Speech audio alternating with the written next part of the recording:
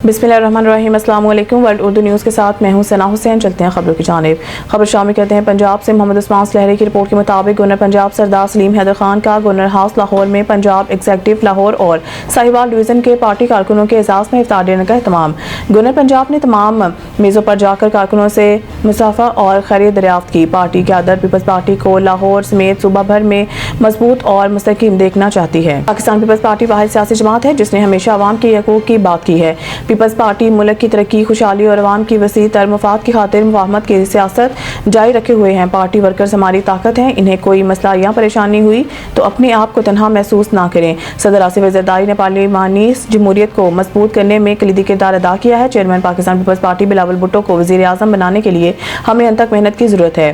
Governor Punjab सरदार सलीम हैदर खान ने कहा है कि मुल्क में गुड गवर्नेंस और सियासी इस्तेहकाम को फ़रोग देने और जमहूरी निज़ाम को मजबूती के लिए मिलकर काम करने की जरूरत है।